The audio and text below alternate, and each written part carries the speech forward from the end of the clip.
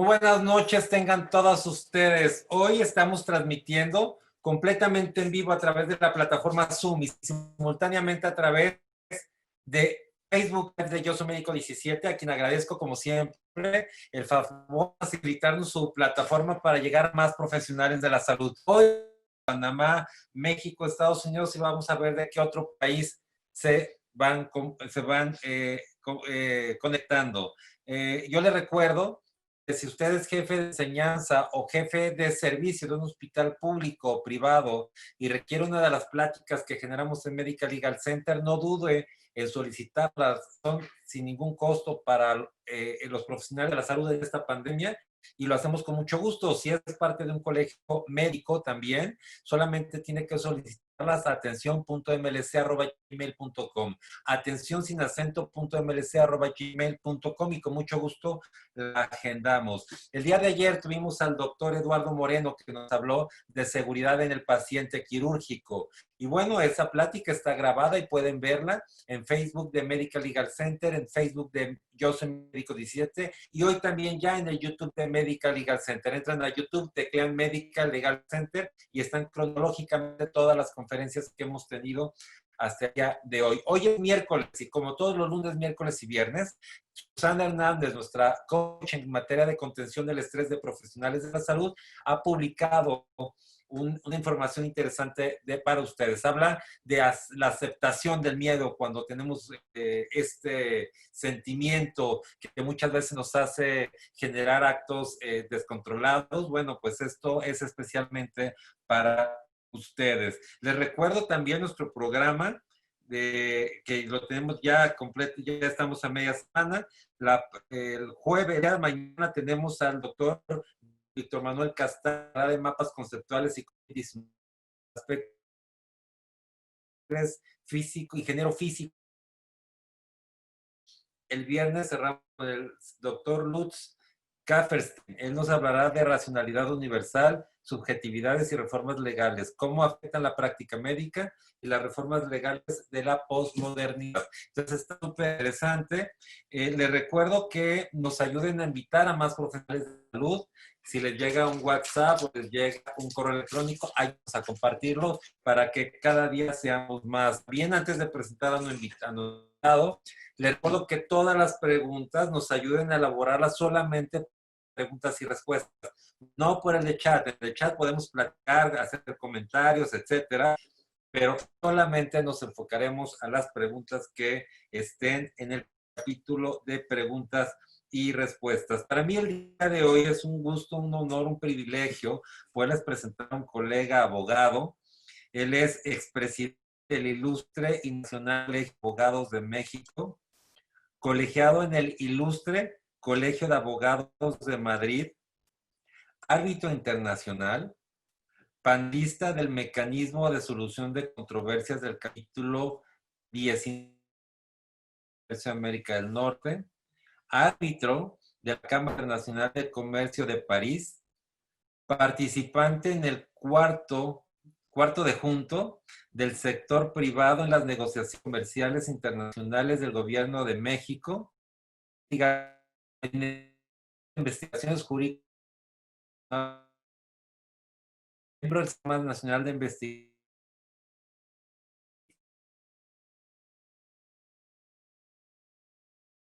Ministerio de Justicia de España, y con la Gran Cruz al Mérito en Servicio a la Abogacía por el Consejo General de la Abogacía Española.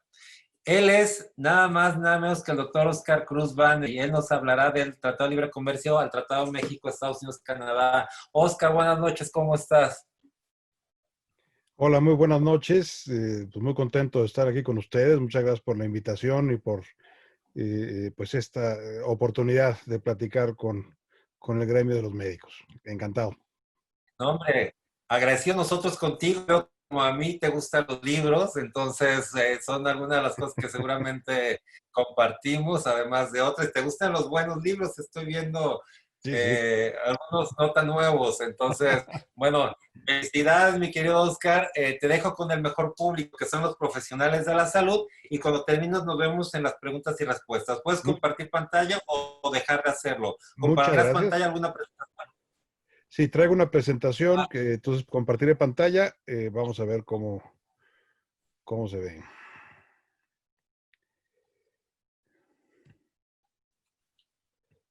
¿Ya la están viendo? Perfecto, nomás había que hacer un poco grande, ampliarla y listo. Y ahí está la presentación. Muy bien. Excelente. Ahí está perfecto. Gracias, Oscar. Buenas noches. Muchas gracias, buenas noches. Bueno, pues vamos a hablar un poco del paso del Tratado de Libre Comercio de América del Norte a el TEMEC, al Tratado México-Estados Unidos, Canadá y los retos del comercio exterior de México y de este proceso de integración económica en el cual llevamos ya más de 25 años. El, México cuenta como un país pues abierto al comercio exterior, con una red de 12 tratados de libre comercio con 46 países, 32 acuerdos para promoción y protección recíproca de inversiones, los llamados APRIs, con 33 países, 9 acuerdos de alcance limitado, acuerdos de complementación económica y acuerdos de alcance parcial. Estos en el marco de la ALADI, que es el Acuerdo Latinoamericano de Integración, que es el que integra a los países de América Latina. Y además, pues México había participado activamente en organismos y foros multilaterales y regionales, la Organización Mundial de Comercio, el Mecanismo de Cooperación Económica Asia-Pacífico, APEC, la Organización para la Cooperación y el Desarrollo Económico, OCDE, y desde luego la ALADI, que mencionábamos hace un momento. Hay muchas oportunidades pues de negocio que se abren para los inversionistas y los exportadores mexicanos. China, curiosamente, es el principal socio comercial de México en Asia, por ejemplo, y con este país realizamos el 60% de los intercambios comerciales que tenemos en la región. Curiosamente, es la única nación con la cual no tenemos un tratado formal, digamos, comercial con los chinos. La apuesta más confiable en un momento dado para nuevos mercados, en el caso del Pacífico, pues la denominada Alianza del Pacífico, que es un bloque económico, pues que no solamente va creciendo en número de participantes, sino que actualmente ha liberado aranceles en cerca de un 90% y se integra por Colombia, México, Chile, Perú, creada en el año 2011, y que es muy interesante, pues es un área de libre comercio que requiere que cada país miembro tenga a su vez un tratado de libre comercio con el resto de los países. Ha llamado mucho la atención, hay cola, digamos, para ingresar, para adherirse a esta Alianza del Pacífico por países, pues ya no latinoamericanos, sino, digamos, de la cuenca del Pacífico, ¿no?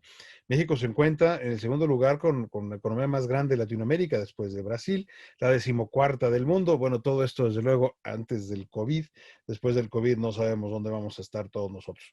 Goldman Sachs predecía que la economía mexicana sería la octava del mundo en el año 2050. Vamos a ver qué sucede pues después de que pase la pandemia, si pasa algún día. México ha mostrado, por otra parte, un especial interés en la cuenca del Pacífico. Se negoció este acuerdo de asociación transpacífico, el denominado TPP, que seguramente habrán escuchado hablar de él, que después de que Estados Unidos cumple su amenaza, Donald Trump, de salirse del mismo, cambia de nombre y se convierte en Tratado Integral y Progresista de Asociación Transpacífico. Primero TPP-11 y luego TIPAT, que se firma en marzo del año 2008. El Senado mexicano, con mucho entusiasmo, fue el primero en ratificar ese tratado en abril del año 2018. Tenemos tratados entonces con Estados Unidos y Canadá, Colombia, Chile, Unión Europea, Israel, con el Acuerdo Europeo de Libre Comercio, Islandia, Noruega, Liechtenstein, Suiza, Uruguay, con Costa Rica, El Salvador, Guatemala, Honduras, Nicaragua y desde luego la Alianza del Pacífico. México es considerado una potencia pues exportadora e importadora. Estamos en el lugar decimosegundo desde el año 2018 y hemos vivido una muy interesante transformación en materia de comercio exterior en las últimas décadas. Las exportaciones de México se han multiplicado poco más de 5 veces en el periodo 95-2018 y en general las exportaciones a los Estados Unidos representan nuestro principal mercado, lo cual es perfectamente lógico. Estados Unidos es el gran consumidor, el gran atractor, digamos, de mercancías, es nuestro vecino, pues lo lógico es que sea nuestro principal socio comercial y no que es un país más lejos, ¿no? Y en ese sentido, ha ido creciendo nuestras exportaciones. Recientemente, las exportaciones agrícolas de México en este año han crecido un 31%. Tiene que ver, pues, con el tipo de cambio, con el ajuste del tipo de cambio, con el dólar, claramente. Las exportaciones a la Unión Europea representan un 5.6% del total exportado por México, muy poco comparado ciertamente con lo que exportábamos a los Estados Unidos, pero no deja de ser una cantidad muy importante. Japón también es uno de nuestros socios comerciales más destacados. La negociación del Tratado de Libre Comercio de América del Norte, pues parte de una historia, pues, de las relaciones entre México y Estados Unidos, que había estado plagada de incidentes que hacían, pues, lejano suponer una negociación para un Tratado de Libre Comercio entre los dos países. Baste mencionar la Guerra de Texas en 1836, la Guerra de Invasión Norteamericana en 1846-47, que perdimos más de la mitad del territorio nacional, la toma de Veracruz en 1914, la expedición punitiva de Pershing a principios también del siglo XX, derivada de la incursión de Villa en los Estados Unidos, que, bueno, en términos estratégicos, Estados Unidos se ha visto en términos estratégicos militares como una suerte, pues, del enemigo de nuestro país. México, además, seguía una política en materia de comercio exterior, pues tradicionalmente proteccionista, cerrada a la competencia internacional, pues lo que va a llevar al desarrollo de una planta industrial, pues que en su momento requirió de muchos apoyos y sigue requiriendo de muchos apoyos, ¿no? Hay que tener presente que México entra a un proceso de industrialización vía sustitución de importaciones, que esto se hace después de la Segunda Guerra Mundial, un proceso que cambiará la vocación productiva de México, de una vocación agrícola a una vocación claramente industrial. La idea de la sustitución de importaciones, bueno, pues partía de un razonamiento bastante lógico, es decir, si podemos producirlo aquí con calidad, pues ¿para qué lo importo? ¿No? Y de esa forma impulso la generación de empleo y la industrialización del país. En ese momento era un pensamiento claramente razonable, y fue un proceso, pues, que tomó diversos periodos. Una primera parte de sustitución de bienes de consumo, alimentos, bebidas, textiles; una segunda parte de sustitución de bienes intermedios, automóviles, electrodomésticos; y finalmente una sustitución de bienes de capital, ¿no? Ya maquinaria pesada, etcétera. Y las primeras dos etapas se lograron con bastante éxito. La primera, de sustitución de bienes de consumo, estaba ya completada, pues, para los años 70, en donde, pues, al ir al súper, lo difícil era encontrar un bien importado. Todo era hecho en México, lo que se podía conseguir, un par de marcas de cada cosa, ¿no? Aceite de oliva, se le da un impulso importante a la industria vitivinícola mexicana en ese momento, que va a funcionar bastante bien. Posteriormente, la sustitución de bienes intermedios, pues llevará a la creación de esas empresas como Vehículos Automotores Mexicanos, ¿no? VAM. Seguramente varios de los que nos acompañan en el auditorio recordarán los automóviles VAM, los Rambler y la Pacer y la Gremlin y todos estos coches, pues bueno, pues que eran de un diseño peculiar y de una integración de materiales también peculiar, ¿no?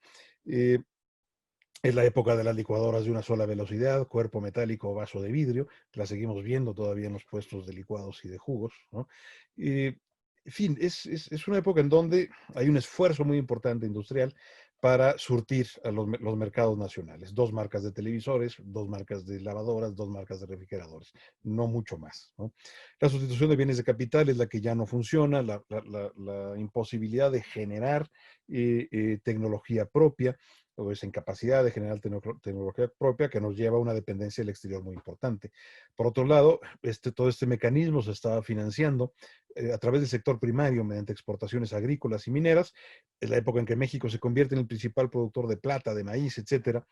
Y que cómo funcionaba, bueno, pues desde luego se descuida, ¿no? Y empezamos a tener problemas, tenemos que entrar a endeudamientos internacionales muy importantes.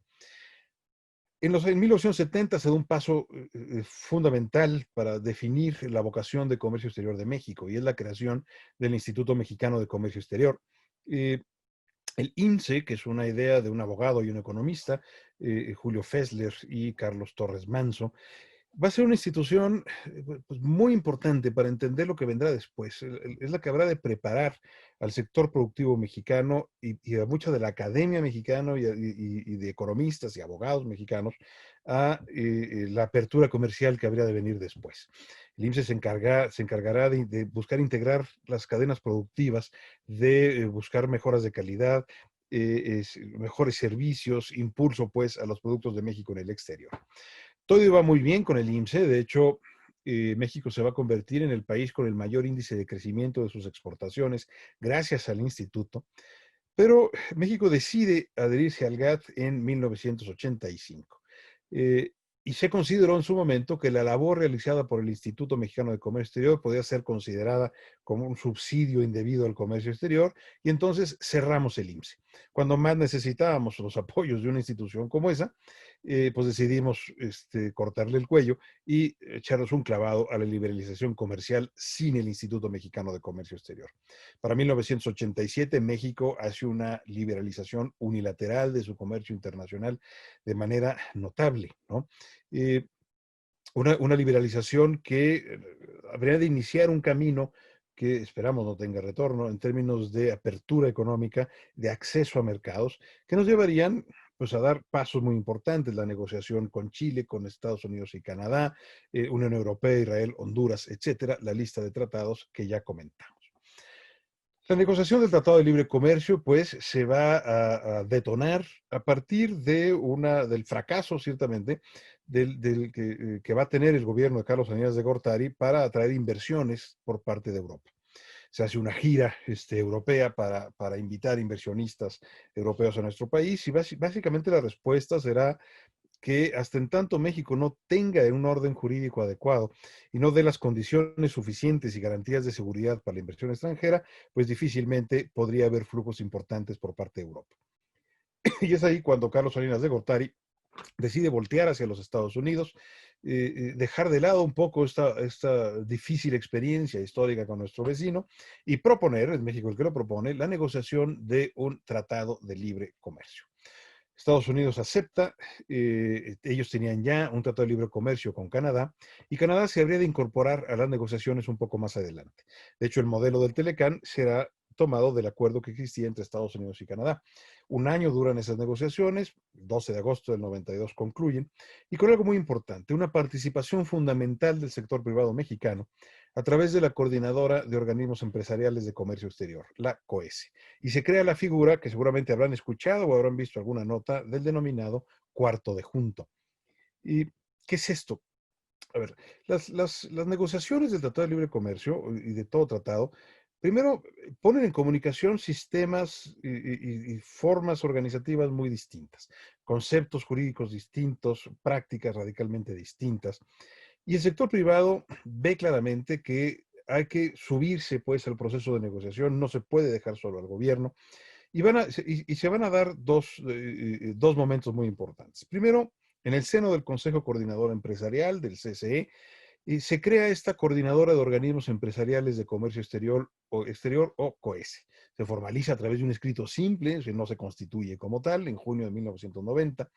Juan Gallardo Turro era el coordinador, un director ejecutivo, Guillermo Güemes, una oficina en Washington con Raúl Ortega, asesores jurídicos en Canadá y en Estados Unidos. Lo que hace la COESE es organizar 6 sectores, ¿no? Con coordinadores sectoriales: agricultura, Eduardo Burs; industria, Rodolfo Cruz Miramontes; comercio y servicios, Roberto Flores; seguros, Tomás Ruiz; sector financiero, Carlos Villagómez; y sector banca, Patricio Anaya. Estas coordinaciones sectoriales lo que van a hacer es, por primera vez en la historia, hacer un autodiagnóstico de cómo se encuentra el sector privado mexicano. Es una etapa en donde se van a circular una serie de cuestionarios con preguntas tales como: ¿te interesa un tratado de libre comercio con Estados Unidos? ¿Qué exportas? ¿Qué importas? ¿Qué problemas tienes en tu relación comercial? Y se van a elaborar 174 monografías sectoriales. Por primera vez en la historia de México se hace un diagnóstico, un autodiagnóstico por el sector privado, lo cual le permite al sector privado conocerse, saber cómo estamos y qué necesitamos, pues, para una negociación con Estados Unidos y Canadá. Y sobre todo, y quizás lo más importante, qué no queremos en una negociación con Estados Unidos. Y esto lleva precisamente a esta idea de la ficción del cuarto de junto. ¿Por qué? Porque cuando se hace la posición del sector privado, esta se negocia primero con la entonces Secretaría de Comercio y Fomento Industrial, ahora Secretaría de Economía, y se crea una postura, digamos, público-privada, y luego las negociaciones, ahí ya no puede participar el sector privado, ahí participa solamente el sector público.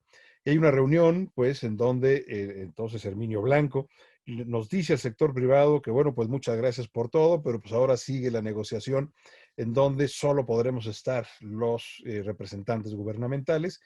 Y un integrante del sector privado levanta la mano y dice, bueno, pero nosotros podremos estar en el cuarto de junto, ¿no? Y pues sí, efectivamente, el sector privado habría de estar, pues, en el cuarto de junto, en el salón de al lado, a veces en el bar de al lado, eh, en donde si se estaba llevando una negociación o la negociación sobre un tema en particular, servicios, solución de controversias, liberalización de aranceles, el sector privado tendría a sus expertos en el salón contiguo, en un hotel a un lado, etcétera, listo para poder asesorar, apoyar y resolver dudas y problemas planteados por la negociación misma. Funcionó también la figura del cuarto de junto, que Estados Unidos y Canadá le plantearon al gobierno de México que cerrase, que no permitiese esa ayuda y ese apoyo del sector privado. Afortunadamente, el gobierno mexicano en ese momento afianzó su postura y claramente dijo, bueno, ustedes pueden traer a su sector privado, yo no dejaré de tener al mío para que nos apoye. Se van a crear una serie de reglas en términos de evitar filtraciones de información, un respeto absoluto entre las partes, que no hubiese cambios de postura oficial sin una consulta previa al sector privado. Se hacían reuniones en la mañana y en la noche de información y de preparación para las negociaciones. Esto permite, pues, una negociación absolutamente distinta respecto de las negociaciones comerciales internacionales previas y permite llegar a un tratado que, como mencionamos, se concluye en agosto del 92, se rubrica en septiembre de ese año, en diciembre lo firma el Ejecutivo, se va a la Cámara de Senadores, que lo aprueba en 1993 y entra en vigor el 1 de enero de 1994. Ahora, ese es un tratado que entró en vigor, como dije, en 1994, ¿no? Hace ya 26 años. ¿No? Un tratado que cuando se negoció no existía el Internet, no existían los correos electrónicos, las comunicaciones se hacían por teléfono, por correo o por fax. En un momento dado el fax era una gran novedad. En algunos casos se tenía por algunas oficinas una máquina de telex, algunos seguramente la recordarán, es una pantalla verde con un teclado que permitía tener un chat, digamos, hoy diríamos en tiempo real, pero que era una comunicación telefónica y había que hacer un contrato específicamente con Telmex para tener el servicio de Telex. Y aquello era una cosa muy ineficiente, había que transcribir todos los documentos, no se podía guardar información, si se mandaba un documento y venía de regreso, pues del otro lado tenían que transcribirlo también, en fin, aquello, así se negoció el tratado. Entonces, después de 25 años, pues claramente el nivel de comercio electrónico, el desarrollo de las pequeñas y medianas empresas, la normatividad ambiental, laboral, habían cambiado radicalmente. En mayo del año 2017, el líder del Partido Demócrata en los Estados Unidos, manda una carta en donde está pidiendo pues la modernización del tratado. Robert Lighthizer, del representante comercial de los Estados Unidos, notifica finalmente al Congreso la intención de modernizar el Telecan. Recordemos que en la campaña del presidente Donald Trump, él había ofrecido varias cosas o había amenazado con varias cosas. Salirse del TPP, cosa que hizo, poner freno a las exportaciones chinas, cosa que hizo, renegociar el Telecán o salirse de él, cosa que ya vimos, hizo, efectivamente. Para el 17 de julio de 2017 se plantean por Estados Unidos sus objetivos específicos. Es un texto que publicamos sobre la modernización del tratado para el que quiera profundizar sobre cómo se llevó a cabo. Y se van a fijar una serie de objetivos de negociación, ¿no? 23 objetivos por Estados Unidos, en donde México, hay que decirlo, va a actuar de manera reactiva fundamentalmente. Si estamos bastante contentos con el Telecán, desde luego que había que modernizar algunas cosas, pero de ahí a aventarnos a una negociación, una modernización del mismo, pues había una distancia. ¿Qué es lo que plantea o qué es lo que planteaba dentro de toda la temática? De entrada, un objetivo fundamental por parte de Estados Unidos y que con esa óptica es como hay que ver el TEMEC. Estados Unidos quería reducir su déficit comercial con Canadá y con México y quería eliminar cualquier práctica, cualquier actividad que consideraba contraria a la soberanía estadounidense, ¿no? Actualizar y fortalecer reglas de origen, de manera que hacer más difícil la competencia en el mercado estadounidense, incluir las disposiciones del acuerdo paralelo laboral que tiene el Telecán como parte del tratado, eliminar el mecanismo de solución de controversias del capítulo 19 del Telecán, una cosa gravísima y peligrosísima, que ahorita veremos por qué es así. Este tema particularmente grave, que era la eliminación del capítulo de solución de controversias del capítulo 19, se refiere a un mecanismo arbitral que solamente teníamos Canadá y México respecto de Estados Unidos, que permitía revisar las resoluciones dictadas por las autoridades nacionales en materia de dumping y subsidios. Es decir, cuando hay una exportación con un diferencial de precios artificial que me permite quedarme con el mercado de destino y desplazar a la competencia local, pero de manera ilegítima.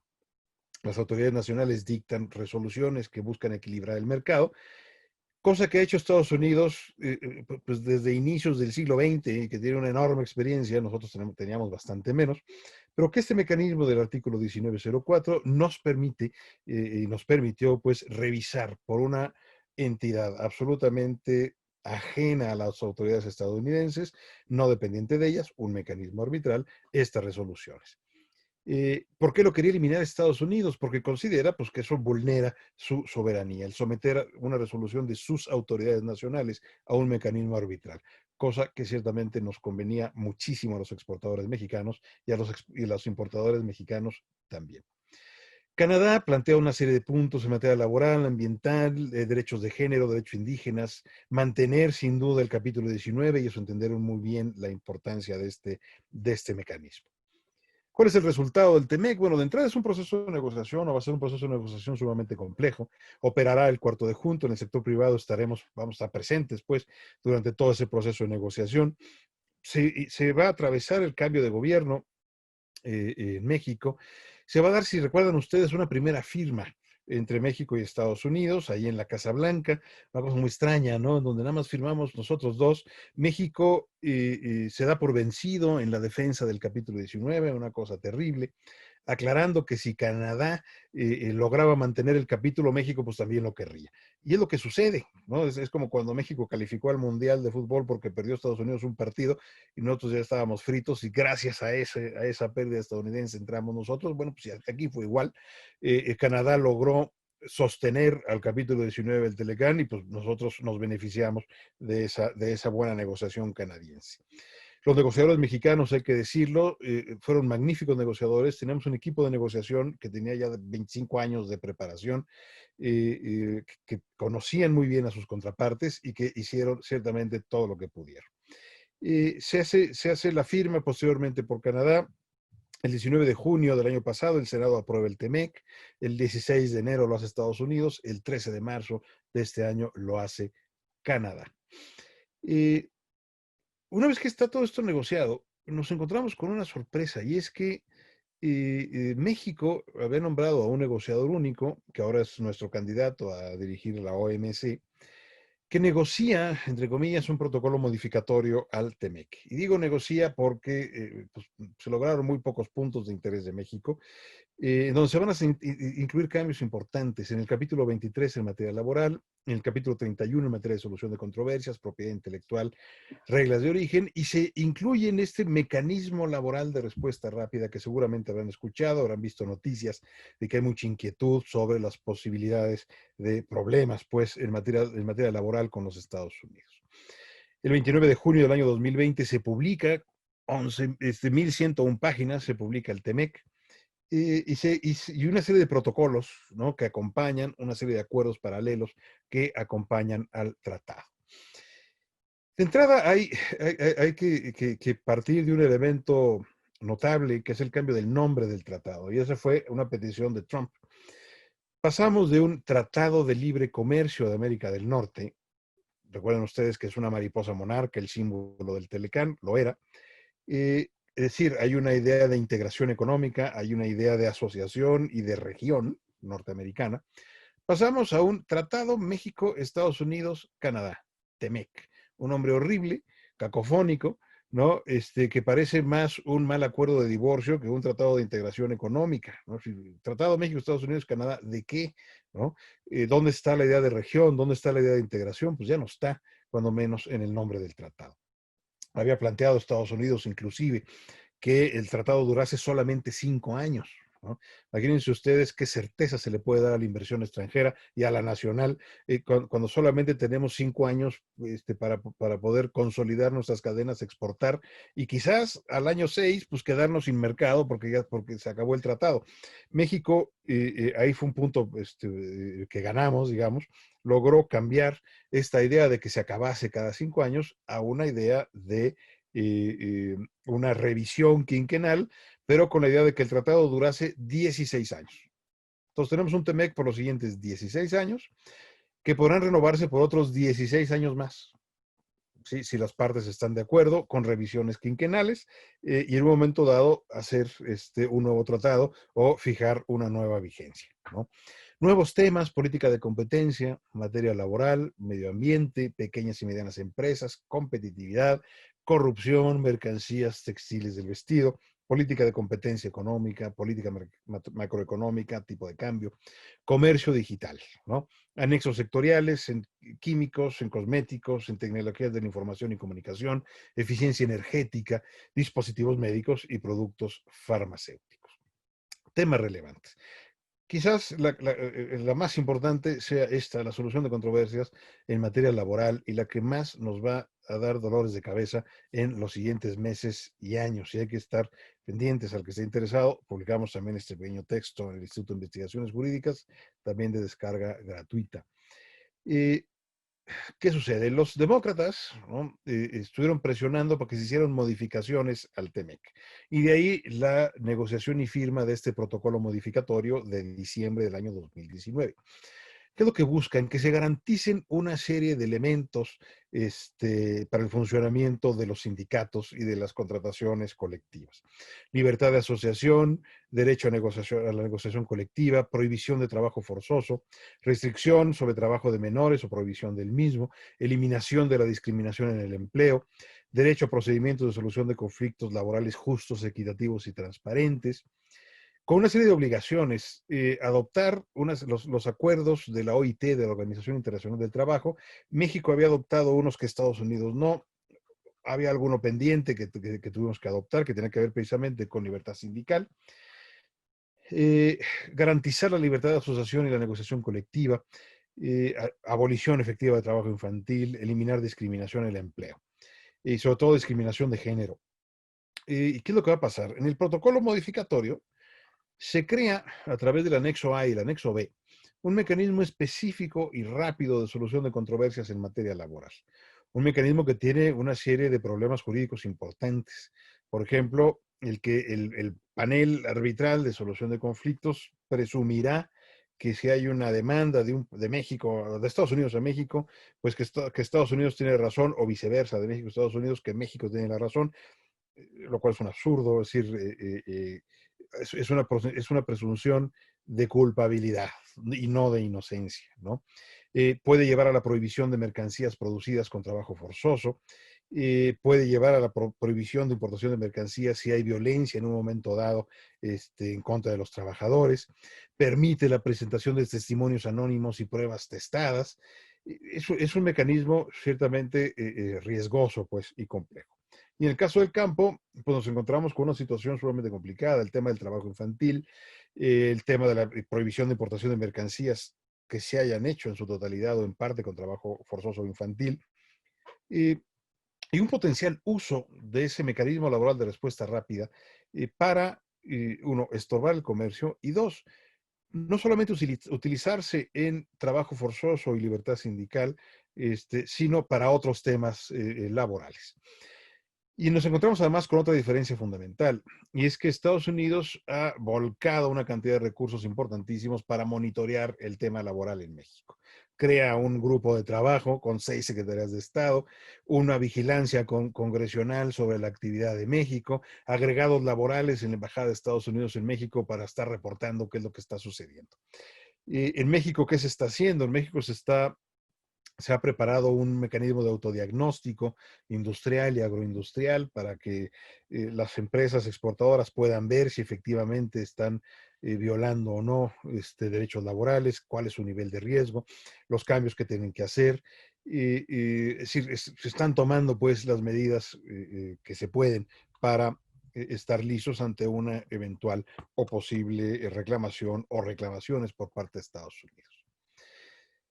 Eso en cuanto a la materia laboral. En materia de remedios comerciales, es decir, dumping y subsidios, gracias a Canadá se mantiene el entonces capítulo 19 del Telecán, ahora es el capítulo 10 del TEMEC. Y algo que no mencioné y que es muy importante. El TEMEC sustituye al Telecán. No es el Telecán revisado, no es el Telecán modernizado. El TEMEC es un nuevo tratado y así se dice expresamente. Desaparece el Telecán, nace el TEMEC. Y eso hay que tenerlo presente. Bueno, se está trabajando en las reglas de procedimiento de este mecanismo de la hora capítulo 10. Ya se integraron las listas de panelistas, es decir, las listas de árbitros. Hay que tener presente que en la práctica del Telecán, pues no había que estar en la lista para ser nombrado árbitro, pero se nombraba tanto miembros como no miembros de la lista como panelistas. Vamos a ver cuál es la práctica que se desarrolla dentro del TEMEC. Y eso es un mecanismo, insisto, de fundamental interés para México. En solución de controversias y remedios comerciales, también hay un texto publicado en el Instituto de Investigaciones Jurídicas que pueden ustedes descargar de manera gratuita. En materia de solución general de controversias, pasa algo muy interesante. En el Telecán se tenía una experiencia ya de 3 casos, aranceles aplicados por Canadá, productos agrícolas estadounidenses, salvaguarda impuesta por Estados Unidos a las escobas de mijo mexicanas y el servicio de autotransporte. Hay que mencionar que hubo un último caso que solicitó México por las cartas paralelas en materia de azúcar y que Estados Unidos bloqueó. Simplemente decidió no nombrar árbitros y el asunto no pudo caminar de ninguna manera. Ese capítulo 20 se mantiene, pasa a ser el capítulo 31 del TEMEC. Hay que señalar que los 2 casos planteados por México contra Estados Unidos los ganó México. ¿Sí? El caso de las escobas de mijo, que arrasaron el mercado estadounidense, es mucho más agradable o menos desagradable barrer con una escoba de mijo que con una de plástico, ¿no? Al mojar la escoba, pues huele a campo, huele a hierbita, mientras que el plástico, pues no es más que plástico. Que Estados Unidos buscó cerrar su frontera a las escobas mexicanas, se logró un fallo a favor de México y obligar a Estados Unidos a que retirase la medida de salvaguarda y poder exportar. En materia de transporte transfronterizo también ganamos, ahí no hemos logrado abrir el mercado estadounidense al autotransporte de carga. Y nace pues el capítulo 31, un capítulo 31 que pues vamos a ver cómo funciona, que se le incluyeron una serie de disposiciones que buscan evitar que se atore el mecanismo, que se trabe. Vamos a ver qué sucede. Lo que sí les puedo decir es que sin duda alguna estamos mucho mejor con Temec que sin tratado. Estaba mejor el Telecán que el Temec, pero bueno, es preferible tener Temec que no tener tratado alguno. El Temec permite mantener pues abiertos los procesos de exportación. Se han puesto algunas trabas importantes en materia de reglas de origen en el sector automotriz. Se ha habido cambios importantes en materia de solución de controversias, en materia de inversiones, pero sin duda es un tratado pues que da certeza, que da oportunidades de exportación, que mantiene o ayuda a mantener los flujos comerciales. Pensemos, por ejemplo, que una pieza automotriz puede ir y venir entre México y Estados Unidos hasta 3 o 4 veces en un proceso productivo. Somos economías altamente integradas, somos economías que no queremos pues romper. Sirve además el TEMEC como una caja, pues, o como una, no quiero decir camisa de fuerza, pero sí como un cincho, ¿no? Un cinturón para asegurar, pues, o propiciar que las decisiones macroeconómicas, pues, no sean absolutamente disparatadas. Nos mantiene, pues, en el libre comercio, en el acceso a servicios, en el acceso a mercancías. Y, pues, con esto termino y quedo a sus órdenes. Muchas gracias. Qué bárbaro, muchísimas gracias, mi querido Oscar. Increíble tu plática súper actualizado y sobre todo con una gran participación de tu parte en este tema en este tema de estos tratados. Yo quisiera preguntarte, eh, ¿qué se tocó o no se tocó nada en relación con los profesionales de la salud, particularmente en la parte relacionada con la exportación de servicios?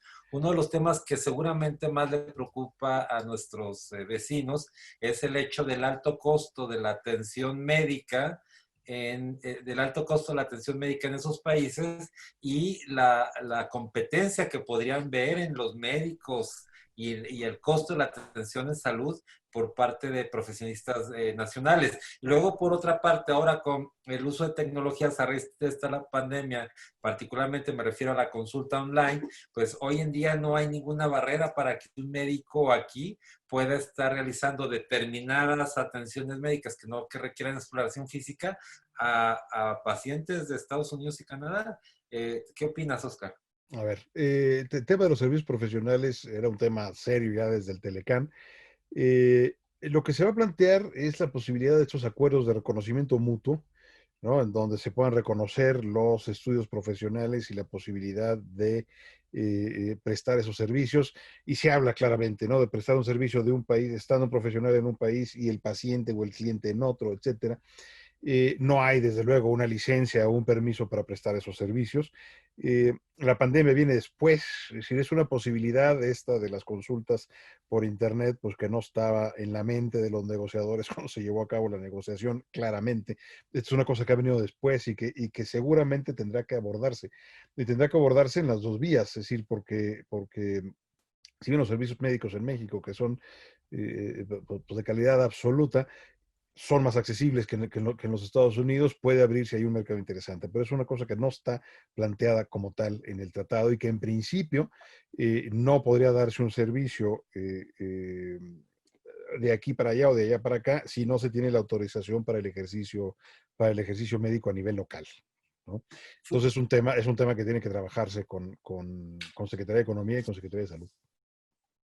Sí, dice el Liceo Pilar Cepeda, Bernardet y el doctor Jorge Montalvo, tres comentarios. Dice, tratándose de profesionales de la salud respecto al capítulo 16 de la entrada temporal de personas de negocios a cualquiera de las partes, ¿cuál sería su opinión? ¿Se facilita o se dificulta? A ver, ojo, son dos distintos. El capítulo 15 es la parte de servicios, que incluye servicios profesionales. El capítulo 16, personas de negocios. Es decir, la entrada de personas de negocios, si existe una visa para personas de negocios, queda muy parecido a como estaba antes. Es decir, se facilita el movimiento de las personas de negocios para participar en reuniones de consejo, etcétera. Ahí no hay mayor cambio. El, el, el tema es el reconocimiento de los estudios profesionales, realmente, ¿no? O sea, Para poder ejercer. te voy a platicar, Oscar, un problema que encuentran los médicos en sus congresos. Tú sabes que los médicos son los que más tienen educación médica continua. Hay congresos médicos Sí. cada mes en todo el país y en todas partes del mundo. De hecho, es un ingreso muy importante. Se tiene mucha la cultura de congresos médicos.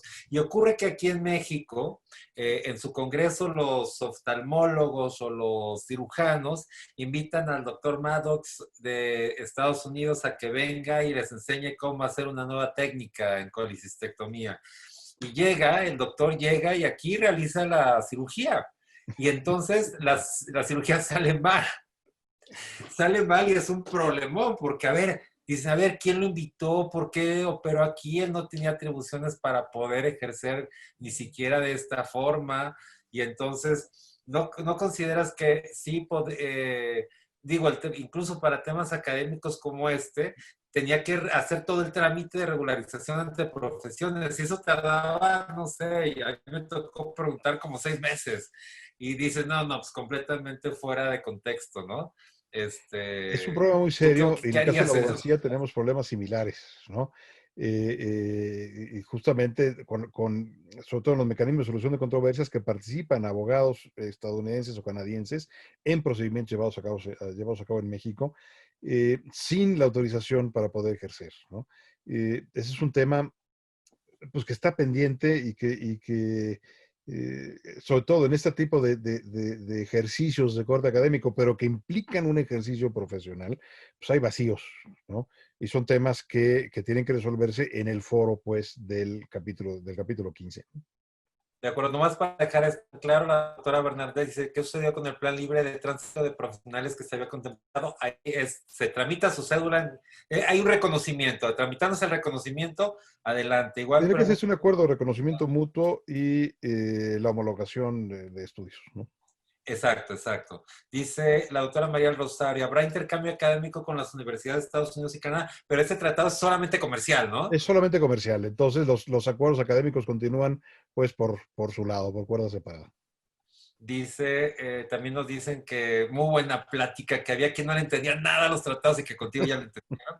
Bueno, Dice Álvaro Pedrosa, ¿por qué existen tantos millones de pobres en México a pesar de los tratados y con otros 45 países había más pobres a pesar de los 46 tratados? pues, Pues yo creo que sí. magnífica pregunta, no lo sé, lo que sí le puedo decir es que sin los tratados habría más. Eso claramente, ¿eh? Hemos vivido unos años de abundancia en términos de acceso a productos y a servicios que no nos damos cuenta. Quizás hay que visitar otros países, hermanos nuestros de Centro y Sudamérica, en donde el nivel de acceso a productos y servicios es muy distinto al nuestro. Sí. Eh, entonces, sí le puedo decir que habría más. Ha habido un desarrollo muy importante del sector hortifrutícola en México, del sector agroindustrial en México, que ha dado empleo. eh, eh, y que ciertamente se tienen que corregir, digamos que aterrice y que termine de llegarle a todos los beneficios de los intercambios comerciales, ¿no? Claro, tanto que yo recuerdo cuando inició, bueno, los grandes tratados se empezaron a dar con Carlos Salinas, presidente muy criticado, decían que se iban a robar el país, etcétera. Y bueno, los tratados han demostrado todo lo contrario. Hoy en día Todo lo los contrario. tratados, yo no sé qué hubiésemos hecho. Hoy en día seguiríamos en nuestra burbuja. No, a ver, pónganse a pensar, si México es el país que tiene más marcas de automóviles en oferta, vayan al súper. Se puede comprar lo que sea, ¿no? Depende mucho de la decisión comercial del representante de Costco o de la tienda que se trate, pero tenemos un acceso a productos, a mercancías, a servicios que no tendríamos de otra manera. Y creo yo además que en términos de material médico, por ejemplo, eso es clarísimo, ¿no? Hay un acceso pues a tecnologías, etcétera, que de otra forma sería mucho más complicado, ¿no? Exactamente, era la siguiente pregunta, Oscar. Particularmente para los profesionales de la salud es fundamental el acceso a equipos médicos, a equipos, insumos médicos y particularmente los equipos hoy en día es muy sencillo para un médico poder adquirir un ultrasonido, un endoscopio, etcétera. Y eso ha Bueno, eso es facilitado. gracias al Tratado de Libre Comercio de América del Norte, ¿no? Ahora, Oscar, tengo otro tema. Hay un mercado que yo lo veo como un mercado que habría que saber los médicos. ¿Qué pasa con aquellos hospitales o clínicas que importan equipo médico que no es nuevo y que Usados, ¿no? quizás lo importa el agente aduanal como chatarra, no sé cómo lo importa? Sí, obviamente lo importan sin el permiso de COFEPRIS, porque un nuevo entra con COFEPRIS y estos se importan como X con una clasificación arancelaria Y y llegan y los empiezan a usar. ¿Tú qué opinas de eso? Porque es un tema que se da. Sí, claro que se da. Bueno, y hay mucha importación, pues, de maquinaria y de equipo usado.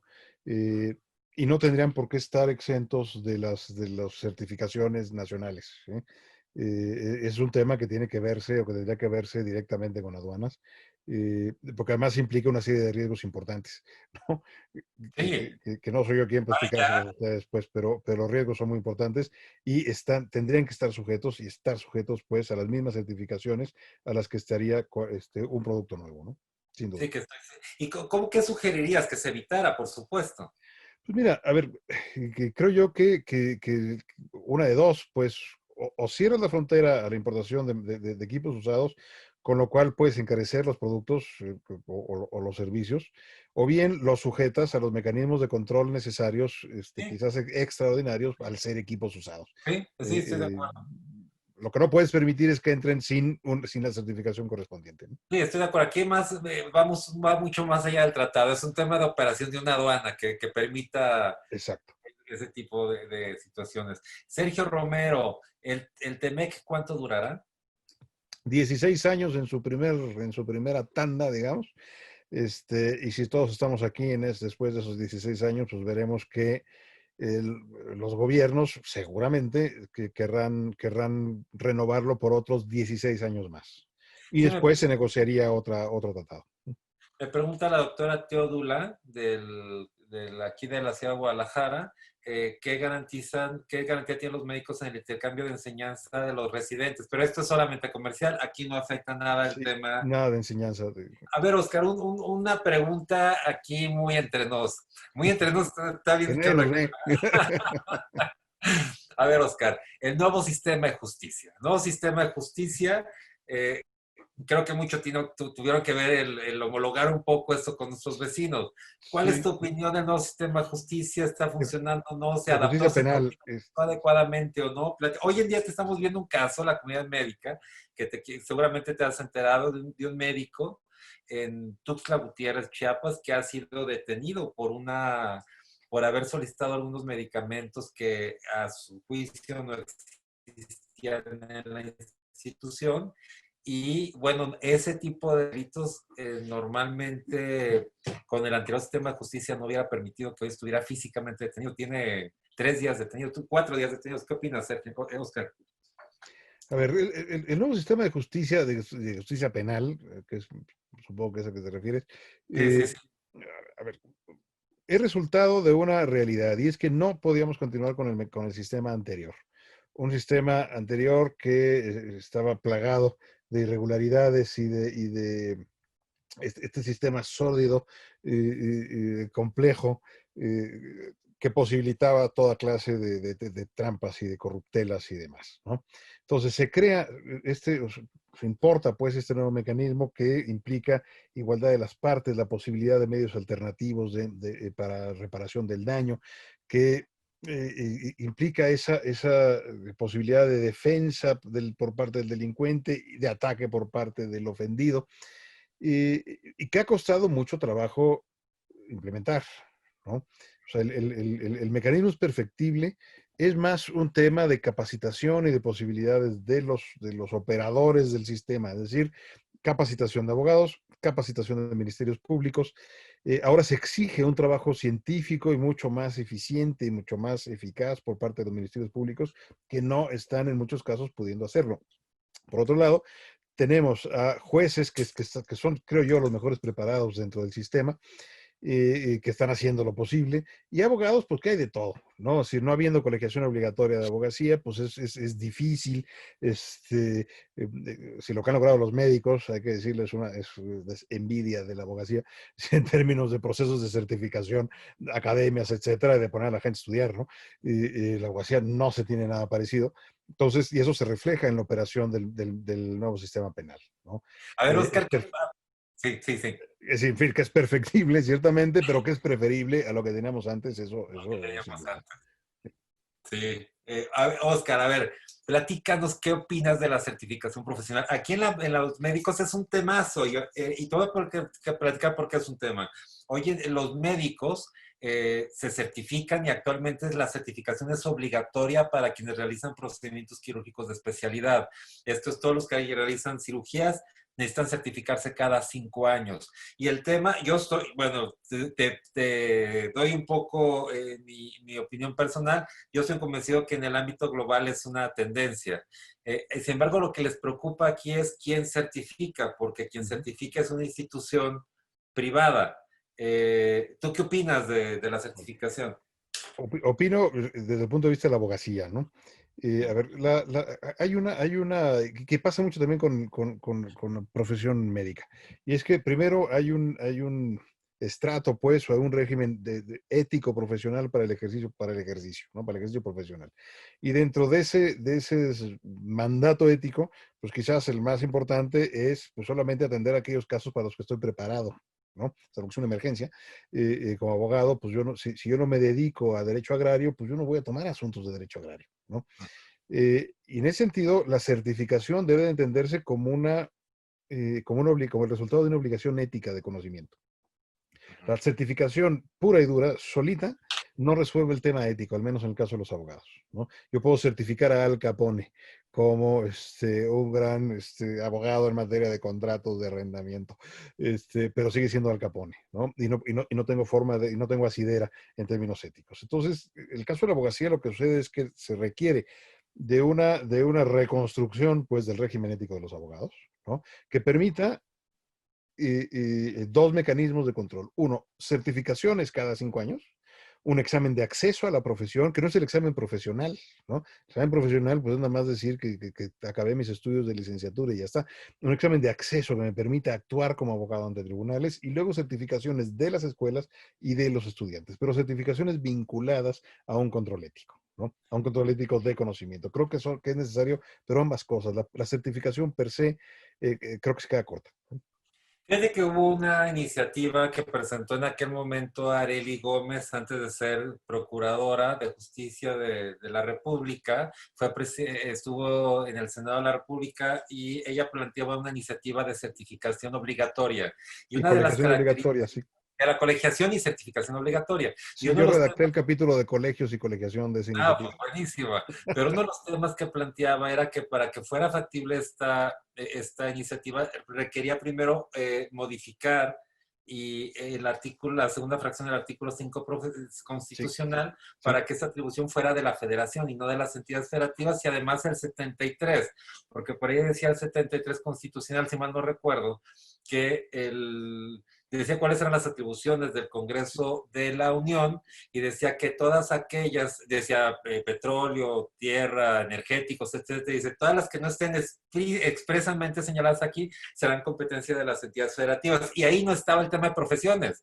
Entonces decía, bueno, había que modificar Así es. hacer estas dos reformas constitucionales y entonces ya venía el cómo, qué profesiones certificar, porque si había profesiones que digo, el que es licenciado en filosofía, pues no trasciende tanto Así es. que se certifique. El planteamiento era certificar las profesiones que tuviesen que ver con vida, salud, patrimonio, libertad, ¿no? Exacto, Entonces, toda la exacto. profesión médica tendría que colegiarse obligatoriamente y certificarse, la abogacía, colegiarse y certificarse, las ingenierías, la arquitectura, ¿no?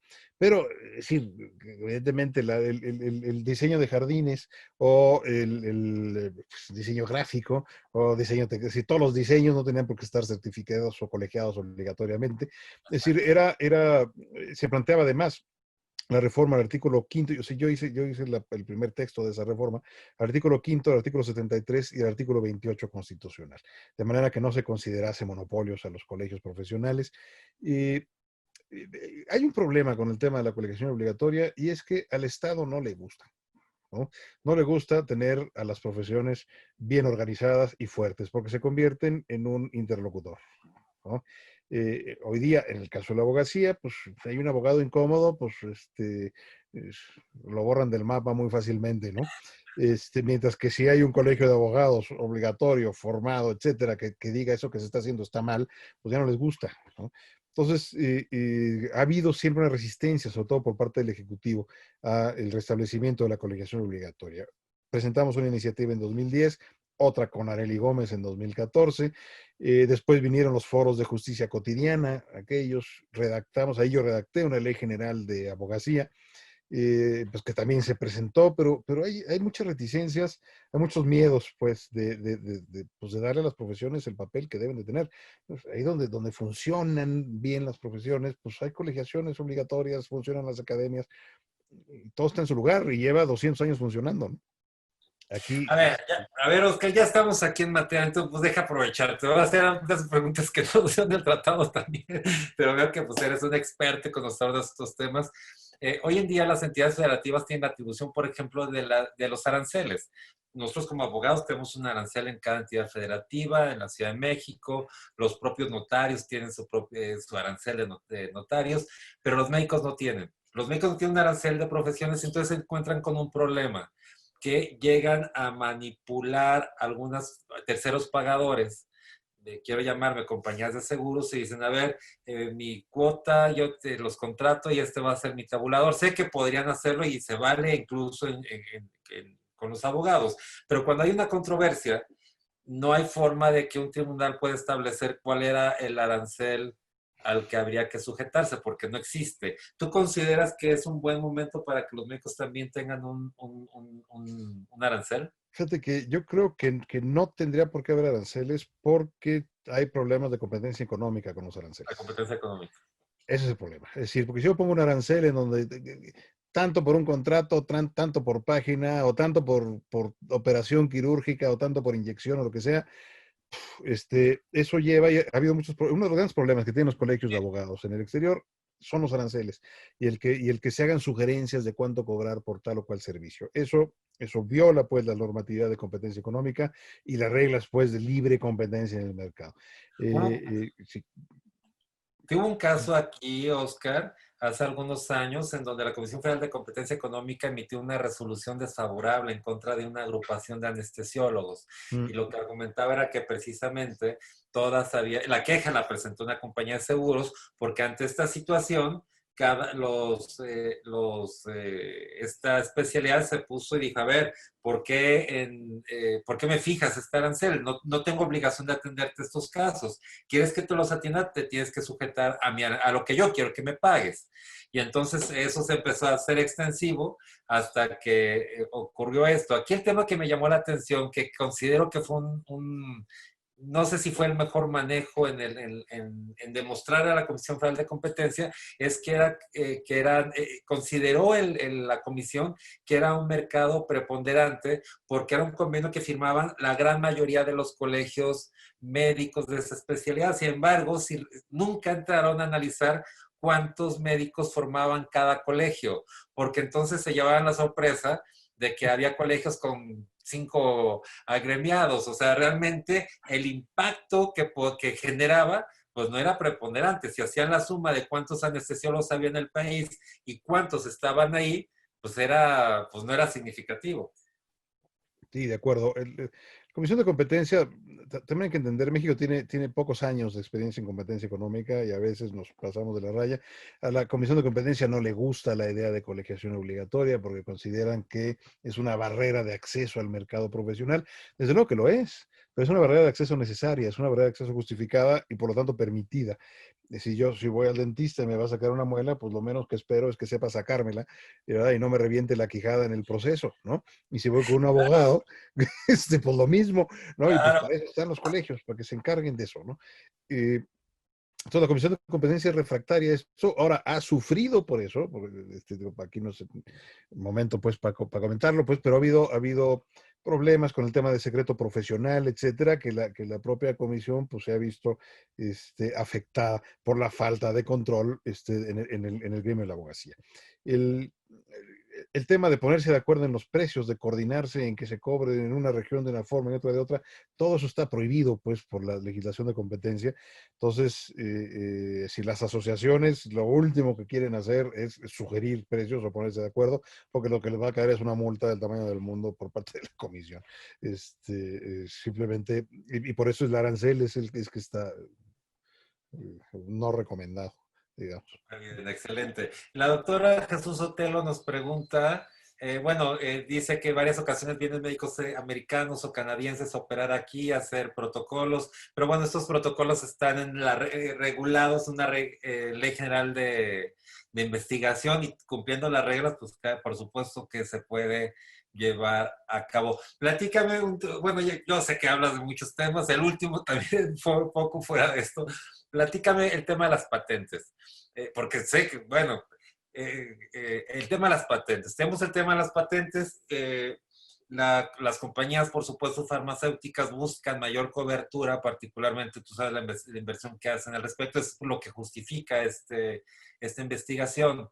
Sin embargo, para que ingresen y tengan autorización de COFEPRIS, requieren que esa investigación sea adecuada a las necesidades del país y hacen Ujú. otro protocolo aquí con un número determinado de personas y para eso no lo puede hacer cualquier hospital, tiene que hacer un hospital que esté certificado o está avalado al respecto, la gran mayoría de hospitales públicos. Y entonces esos protocolos los aplican con personal con la sociedad en general. Ahí hay un dilema. ¿Cuál es tu opinión? Por una parte, generar ampliar esta protección, y por otra parte, es el tema que por la protección del derecho humano a la salud previsto en el cuarto constitucional, dicen, bueno, denos otros laboratorios que son los que hacen estos medicamentos cuando tienen la patente, dicen, bueno, denos acceso a esa información para a los años en que se venza la patente, nosotros ya podemos producir estos medicamentos, y no ocurre como hoy que se vence la patente, pueden tener acceso a la información y en lo que la desarrollan,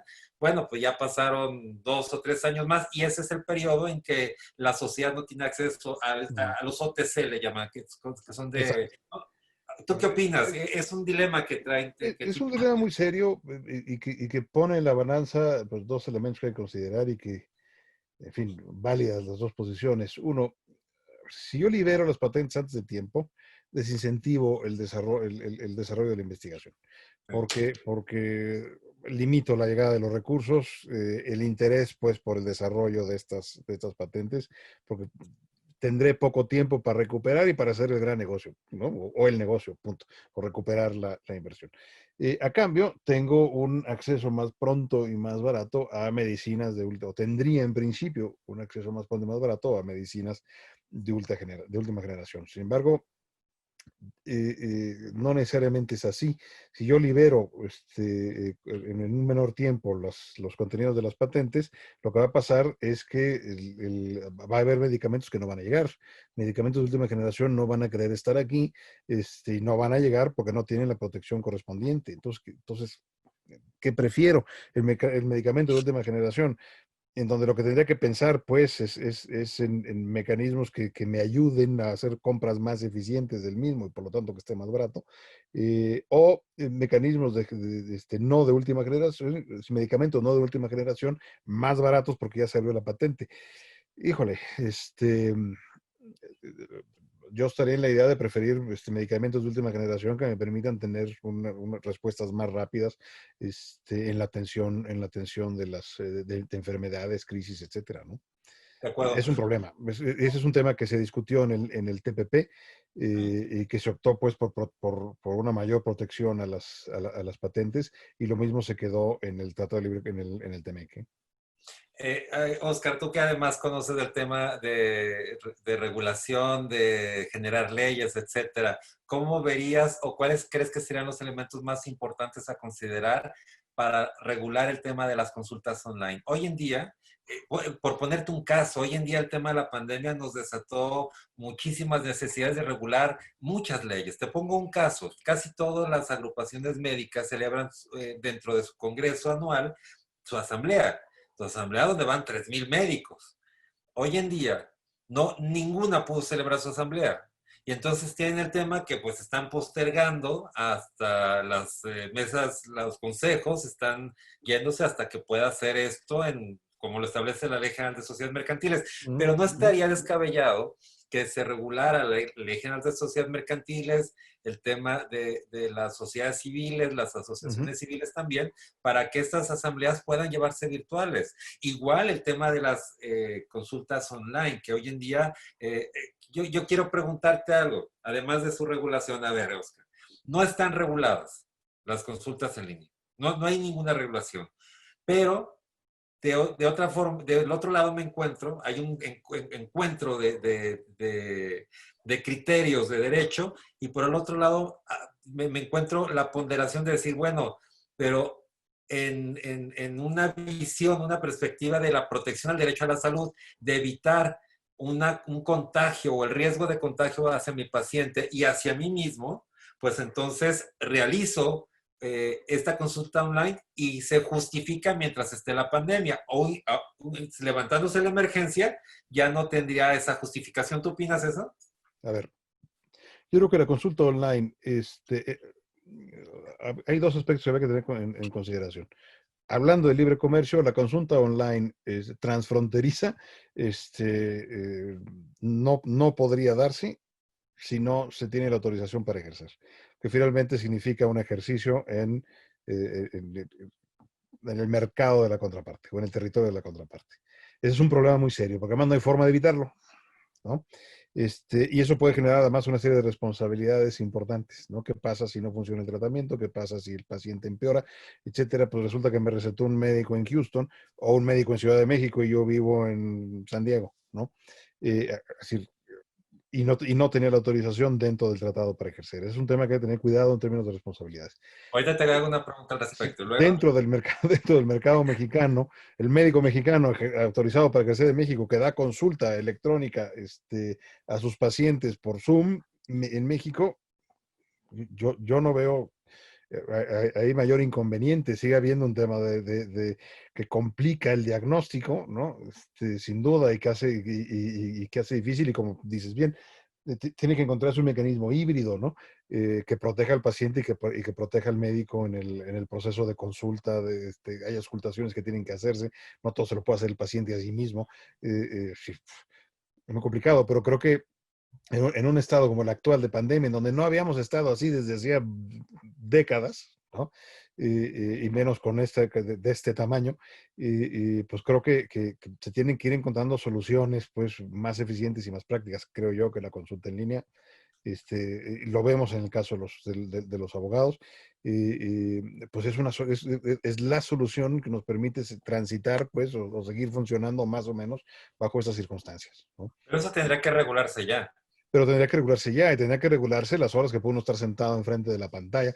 Y además, ¿no? Si hay días en donde son 10 horas de Zoom, ¿no? Caray. Este, es una esclavitud, ¿no? Y yo tenía una computadora así chiquita, no, pues ahora tengo una pantallota porque ya sentía que veía hasta Exacto, ahí. viendo discos. A ver, Oscar, este tema, conozco un caso en donde un buen amigo está llevando una terapia en Houston, ahora por un tema de cáncer. Se está teniendo un hospital en Houston y ahora el médico no le recomienda que vaya, porque dice, oye, tú estás en el grupo vulnerable, te acabamos de trasplantar, mejor quédate ahí, hacemos el seguimiento por esta vía y así lo está llevando. Ujú, ujú. Entonces, bueno, son temas que tendrán que regularse. Sí, sin duda. Bueno, y otra vez, aquí hay un tema de ponderación igual, ¿no? De ponderación, exacto. Además, en el caso de los pacientes de cáncer, pues suelen tener sus sistemas inmunológicos abatidos, etcétera. Entonces, treparlos a un avión para que vayan a una clínica afuera, pues el nivel de riesgo es brutal y pues simplemente no es posible. Creo yo que, a ver, todo esto nos tendrá que llevar a mecanismos de cooperación interinstitucional, interacadémico. El sector médico es un ejemplo clarísimo, ¿no? En donde tendríamos que empezar a pensar en formas distintas de trabajo y de autorizaciones de ejercicio, ¿no? Este Excelente. tipo de casos. Oscar, la última pregunta. Me dicen, ¿por qué consideras uno o dos puntos, por qué consideras que fue mejor el Tratado de Libre Comercio que este tratado? A ver, el Tratado de Libre Comercio tiene un sentido de región. El Tratado de Libre Comercio se negoció pensando en la región de América del Norte y en avanzar en el proceso de integración económica, ¿no? En ir hacia más e ir hacia mejor en términos del intercambio comercial. El TEMEC es un tratado que mantiene mucho de eso, pero que metió una serie de cortapisas muy serias, que tiene una serie de reveses pues, en la negociación muy serios. Las limitaciones que se han impuesto, por ejemplo, en términos de integración nacional para el sector automotriz, que ahora hay unos porcentajes muy altos, muy difíciles de cumplir, que terminarán cumpliendo, pero muy complejos. Dos, el ponerle fecha de caducidad de esos 16 años, pues es como ponérselos a un matrimonio. Puede ser muy conveniente, pero puede ser que no. Entonces, creo que no es una buena idea. Ya no lo mencionamos en exposición, pero en términos de solución de controversias en inversiones hay cambios muy importantes. Canadá ya no participa del mecanismo de solución de controversias, ¿no? Hay un cierre de la economía estadounidense y del comercio estadounidense frente a sus socios comerciales, nosotros, ¿no? Eh, Tiene, por otro lado, cosas importantes, interesantes, las pequeñas y medianas empresas, política de competencia, etcétera, que es positivo. Por otro lado, el mecanismo este de respuesta rápida en materia laboral nos va a dar grandes dolores de cabeza. Van a ver, ¿no? Porque terminarán utilizándolo para bloquear exportaciones mexicanas, etcétera. Eso no está bien, no está bonito. Creo pues que en ese sentido era mejor quedarnos con el Telecán y pasados dos gobiernos, ¿no? Sobre todo el gobierno de Estados Unidos, pensar en sentarnos a negociar una modernización del tratado, que hiciera ajustes, que mejorara aspectos, que modernizara ahora sí comercio electrónico, etcétera. Pero el TEMEC se negoció con una pistola en la cabeza. Sí, el TEMEC se negoció con un gobierno, con una contraparte agresiva que quería cerrar sus fronteras, que quería llevarnos a los años 40 en términos de comercio exterior. Entonces, por eso creo yo que el Telecán era mejor que el TEMEC. Ahora, insisto, no tener tratado, tener el TEMEC, sin duda, ¿eh? Sin duda. Lo que no podemos quedarnos es sin libre comercio. Eso no puede ser, ¿no? Qué No bárbaro, va. Oscar Cruz, increíble. Platicamos, padrísimo, una sesión. eh, no, hombre, qué bárbaro, Oscar. Tenemos que vernos pronto en Cuando México, quieran. ya esté por allá y continuar con esta charla porque nuestros espectadores, no estoy, yo no sé si quieran o no estar con nosotros, pero nosotros sí nos veremos próximamente por allá. Sin duda, sin duda. Muchas gracias por la invitación, un Oscar, placer. danos un mensaje final a la gente que te vive, a los Pues médicos, a por ver, favor. lo que les diría es que no pase con el Temec como pasó con el Telecán y con el Quijote, ¿no? Que todo el mundo hablaba de él, pero nadie lo había leído, ¿no? Hay que leerlo, lean la sección de servicios profesionales, hay que enterarse. Nuestra vida, mucho nuestro desarrollo económico depende de ese intercambio comercial con Estados Unidos. Sobre todo en las condiciones actuales en donde se están dando cambios muy importantes en política económica, en visión de futuro. Creo yo que el TEMEC, y por eso creo que es más importante tenerlo que no tenerlo, es un tratado que nos asegura o que nos puede asegurar pues que sigamos teniendo acceso a las refacciones y a los equipos y a los servicios, etcétera, ¿no? Entonces, usemos el tratado, presionemos a nuestras autoridades para que si necesitamos algo o hay alguna queja en términos de servicios, de competencias desleales, etcétera, acudamos pues a ellas, presionemos pues por una correcta y una buena aplicación del tratado. ¿No? Es lo que les puedo decir pues agradecer su hospitalidad y el gusto pues de estar con ustedes esta noche, ¿no? Oscar, si alguien quisiera contactarte, les puedo pasar tus datos. Claro que sí, Bueno, inclusive había alguna pregunta que pedían ahí publicaciones. Yo con mucho gusto puedo mandarles, te mando a ti las ligas a estos textos. Todos son comprensibles para no abogados, espero. Eh, y desde luego pueden contactarme con mucho gusto, les puedo dar mis datos, ¿no? que seguramente después de esto te van a contactar para muchas pláticas más Que los además médicos. tengo dos Oh, compadres médicos, o sea que ya conozco más o menos el gremio. muy bien. Oscar Cruz, muchísimas gracias a todos. Quiero recordarles que esta plática de Oscar Cruz está grabada para que la puedan volver a ver, compartir con sus compañeros. Yo soy médico 17, en el de Medical Legal Center y también en el YouTube de Medical Legal Center. Por favor, inviten a más profesionales de la salud para cada día ser más. Nos vemos mañana a las 8 de la noche. Oscar, muchas gracias por todo. Gracias. Un privilegio. Gracias por todo. Gracias a todos también. Hasta mañana.